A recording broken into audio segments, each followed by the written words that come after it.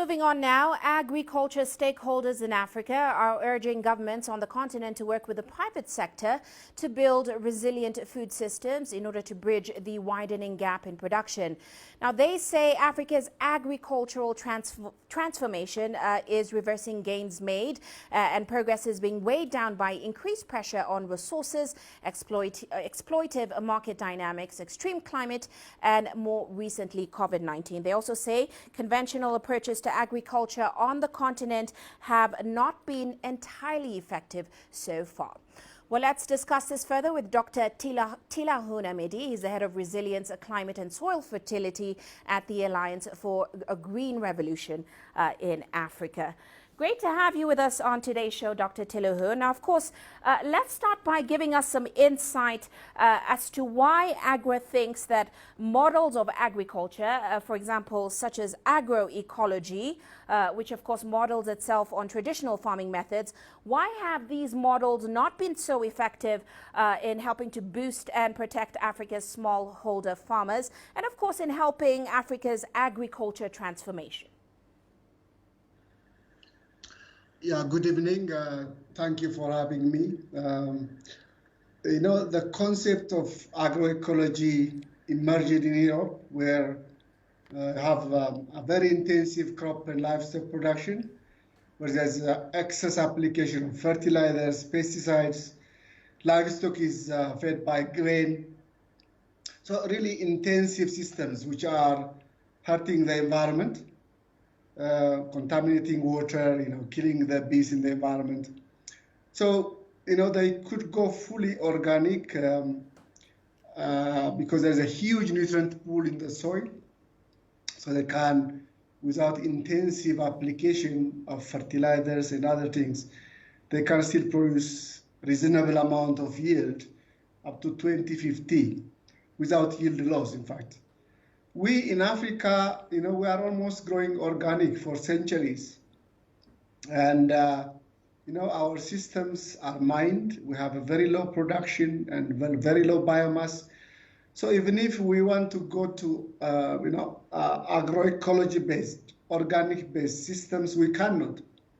Because the amount of biomass that is, that can be recycled in the system is so tiny that, if you have a hectare of land, you can only fertilize about 10 to 15% of your land with available biomass. And above all that, we have, a strong competition for biomass because, we rely hugely on, biomass, on, trees for energy, for cooking, for house making. There's a lot of competition.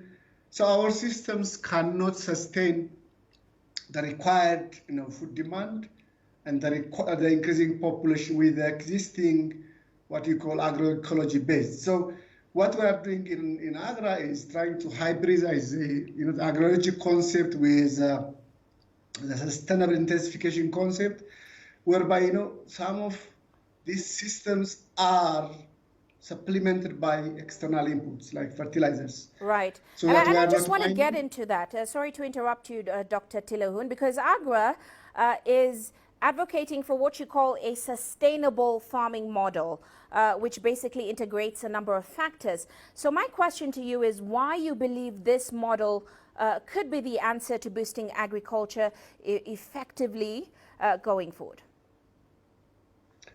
The existing models in Europe, in North America, are targeting mainly, production, productivity.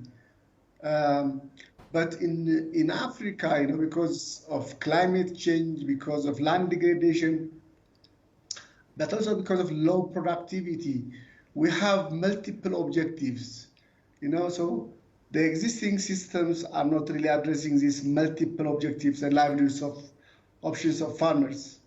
So what we're trying to do is bringing, the best practice from all over the world, from Green Revolution in Africa, in Asia, in Latin America, the organic farming systems in Latin America, and then hybridize with our own, because we have peculiar problems in the continent.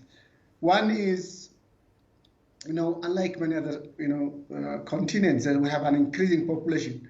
So our farm size is getting smaller and smaller, but also, we are energy poor. So most of our systems are relying on biomass again for cooking, for charcoal making. So, we are deforesting our systems, we are degrading our systems. So all this really needs an African-based homegrown solution. And that is what AGRA is trying to do, trying to bring the different best practices together and advocate for integrated solutions through sustainable farming models. And you So say it that is really integrates why, local food systems, profitability, use of resources, renewable energy. Tell us how. yeah, one, African countries and systems are very diverse. So we have about 13 distinct farming systems in the continent, which have peculiar characteristics, peculiar needs, but also we are at different levels of intensification. So some countries, like in the Sahel, you need water. In Congo, you need probably soil fertility management. In the remote highlands of Ethiopia, you need markets. So we have different entry points to facilitate system change in the continent. So we cannot adapt what we have in these industrialized, large-scale farming systems in Africa because of this diversity, because of the degradation we have, the poverty level we have, and also very limited mechanization. We largely are one-ton agriculture. So we really need, a combination of technologies and best practices to work for Africa. And that's really what AGRA trying to achieve, supporting countries, supporting, the continent by developing context-specific solutions.